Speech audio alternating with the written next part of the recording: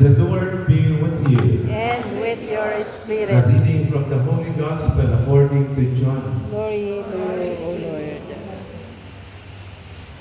Jesus said to his disciples, "Do not let your hearts be troubled.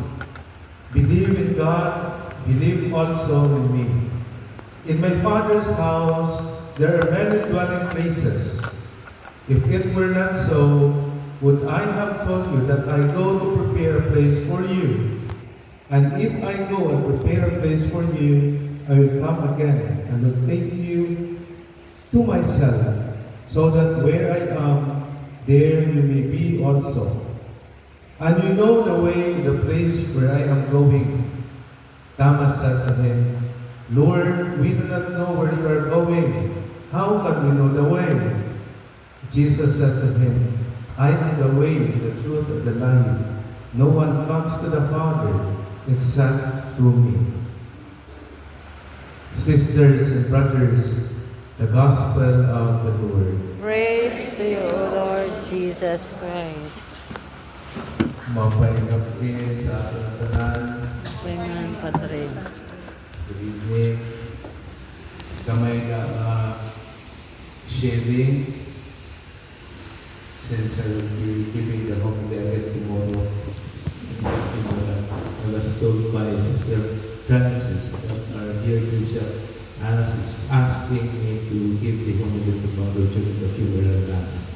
So we are here today, gathered in faith and sorrow, to commend to the mercy of God our beloved brother Harold.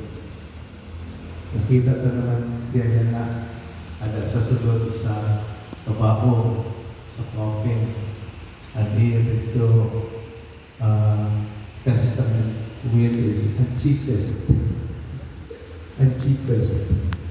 So I was yesterday was reflecting because I asked our secretary give me the will. So I said, God, wala akong and that's with the cheapest. But then the brothers in our provincial house, they were not to tama na. So, parang more ito ng cheapest na afford. So, as you look upon this coffin, we do not see a life cut short, but a life brought to completion. We bid farewell to a holy missionary. Most of his life was well spent as a missionary, especially in Pidina or Pipi, at times took also some formation works. A missionary, a brother who took literally the words of Christ and the radical example of our Holy Father Saint Francis. Like Saint Francis, who famously said, if you preach the gospel, or preach the gospel at all times, if necessary, use words. Our departed brother Harold preached primarily with his life.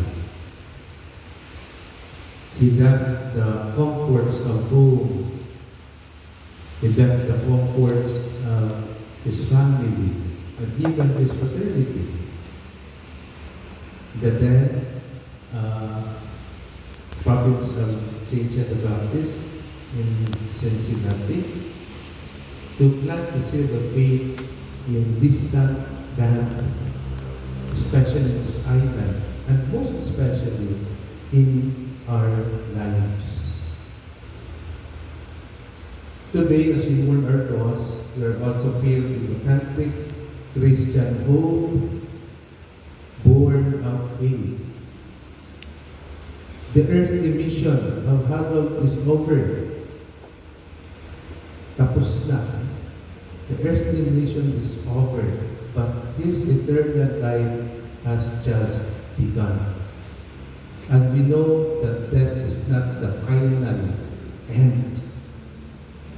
It is not the finish line, but it is the doorway home. Waray makit siguro makit ang balay na waray portahan. And Harold now is going to see the doors that are home. Saint Francis himself referred to death as a sister. Sister that recognizing it not as an enemy, but as the final and necessary transition into the loving embrace of the Creator. Death is not the end of our existence. It is on the transition. Life, eternal life is the final point, final end of existence of each one of us. Always ating tinulungtuman sa ating goal and inspiration that someday also we will be reunited with our departed loved ones, our families, and in God's loving hands. Harold, our brother, also lived as an instrument of God's peace. Naman siya ay bisan ang mahuli pakisamahan, kaya niya pakisamahan, even in our own fraternity. We never heard prior complaining about the presence, the attitude, personality of Harold. He spent decades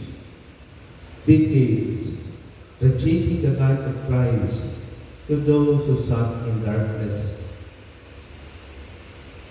And now we pray that he who sought to bring the peace of God to others is now enjoying the perfect peace. Peace in the age of the beatific vision. Let us pray for the repose of his soul. Let's continue to pray for the repose of his soul, trusting that he has already heard the most beautiful and consoling words from our Lord. Ano kini?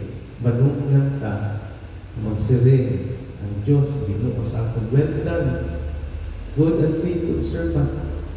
Harold, well done. You have been a good and faithful servant. Now, enter to the joy of your master.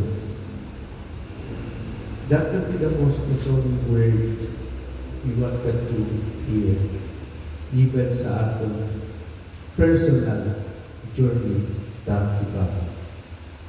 Eternal trust grant unto him, O Lord, and let perpetual light shine upon him. May he rest in peace. Amen.